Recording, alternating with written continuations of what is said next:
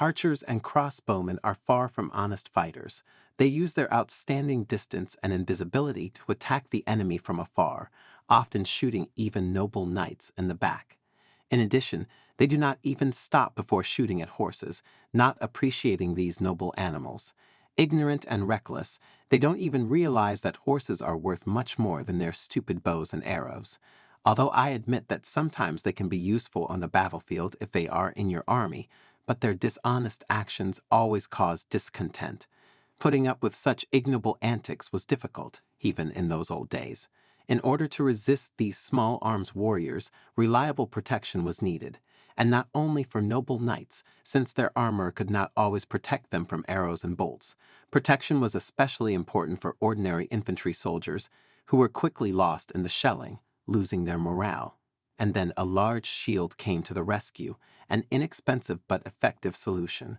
This shield has already saved European armies many times, and this time it has become really big, ignoring old conventions and providing reliable protection on the battlefield. The manufactured product, to be frank, looked more like a village barn door than a noble instrument of war.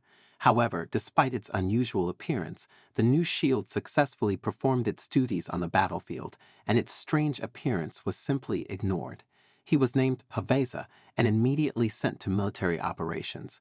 By the end of the XII century, archers began to play an increasingly important role on the battlefield. Their tasks were not limited to supporting heavy cavalry. With the advent of huge longbow bows exceeding human height, the rifle detachments of European armies have strengthened incomparably. They gained a huge advantage in the form of several hundred steps of the distance that the enemy had to overcome in order to reach the archers. During this time, the archers managed to fire 5, 6, and with some luck, even 7 volleys, knocking out the least fortunate and inattentive enemies from the advancing formation. When the enemy was already approaching too close, the archers grabbed the remaining arrows and ran under the protection of their infantry.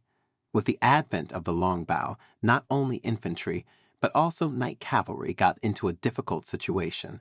Even her high speed wasn't enough to get within striking distance of the archers without receiving 2 or even 3 volleys of powerful heavy arrows that easily hit the exposed areas of the body of the riders and their mounts. Although such a bombardment was less dangerous for heavy cavalry dressed in strong chainmail, the wounded and killed horses from the front ranks slowed down the attack and gave the archers the opportunity to shoot a little more, adding a few more noble knights to their score. However, the archers themselves had the worst of it. They were forced to engage in shooting duels with opponents who had no protection other than a sparse formation, luck, and God's protection. It was especially hard for the newfangled crossbowmen. Crossbows have always struck closer than bows, and the rate of fire has never been their strong point. In order to simply get to the distance of a confident defeat, they had to bear losses, and this even provided that they reached the position and began to return fire they lost to archers in shooting duels. The English were higher up the slope, and the Castilians were lower, and the arrows fell so thickly that the crossbowmen did not even dare to bend down to pull crossbows. This is confirmed by the chronicles of the deeds of Don Peromino, Count of Buello. All warriors, including infantry and riflemen, needed a large shield that could shield them from arrows and would be easily accessible to everyone. Such a shield, of course, appeared and was called pavesa. Historically, it is believed that pavesa first appeared in northern Italy, in the lands of Pavia, where it was used by local rifle militias armed with crossbows.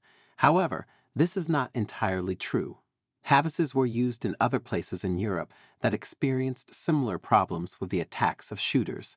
The same paveses, very similar to the classical ones, appeared almost simultaneously in the northeast of Europe, in the Baltic states, and even further east, on the territory of the Novgorod Republic and northern Russia.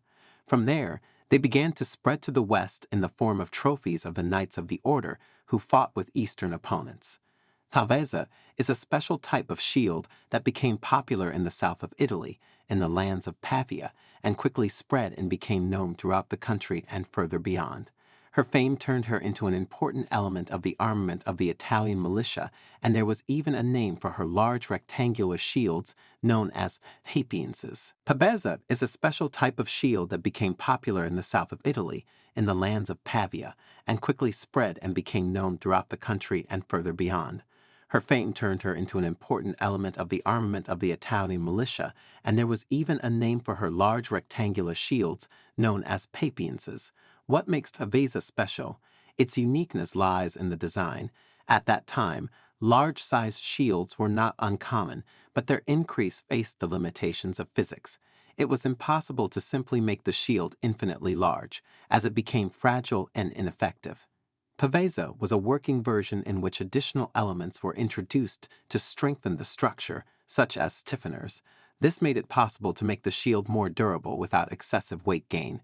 This improved design allowed Pavese to become an effective protection for infantry and riflemen, and at the same time not to become too cumbersome and inconvenient for combat.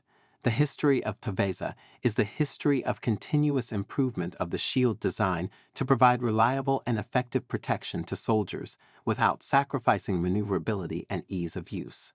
Pavesa, as a technical product, consisted of 3 parts, which were usually made of wood, bent and dried on fire. In the center of the shield stretched a thick vertical hollow trough, which could be rectangular or semicircular. This chute served as the basis for mounting 2 wings, also made of bent and dried wood. Together with the central trough, they formed a more or less square shield field. The production of Pavesa included the use of wood, glue, and pieces of canvas. Wood and canvas were carefully joined with glue. Willow was best suited due to its stickiness and stringiness, which gave the shield additional strength. The wings of the Pavesa were made of thinner wood, but their rounded shape on the front side, especially in combination with thick leather glued on the front side, effectively reflected arrows, especially those that were on the fly. And the arrows that still pierced the shield often got stuck in it, losing their killing power. This design of the Pavesa provided good protection from small arms and made it a reliable ally for infantry and riflemen on the battlefield. It was well known that one pavesier was enough to protect 2 spearmen standing behind him if the detachment was defending itself, and one if the order to attack was given. The pavesiers themselves were armed with conventional, inexpensive, and reliable weapons, such as falchions, cleavers, and similar ignoble weapons. With crossbowmen, everything was completely different. These fighters with a hook and a goat leg used paves literally as a fence. When a squad of riflemen entered the battlefield, they held shields in both hands and moved forward as long as they could reliably hit the enemy. After that, the Pavesa was placed on a support, and a crossbowman, hiding behind it, began a shootout with archers and crossbowmen of the enemy. And if there were none, he began to fire heartily at the infantry, cavalry, and everyone he could get. A large and durable shield perfectly protected crossbowmen from retaliatory fire, and in the event of a sudden enemy attack, served as a barrier that slowed down the advancing infantry and cavalry, giving crossbowmen a few precious minutes to get their feet under the cover of their infantry. Over time, in the XIV century, the fashion for armor began to change, and every decent knight has long replaced the old chainmail with plate armor or even rare armor that held the blows much better. Under the influence of these changes, the Pavesa in the hands of the knights also underwent significant changes, becoming an exotic kind of large shield. With the advent of the best knight's armor, Pavesa decreased in size, finally turning into a knight's shield rigidly fixed on the arm and barely covering the shoulder plate, which was called tarch. However, to be completely honest, it was only a stretch to call this new device a shield.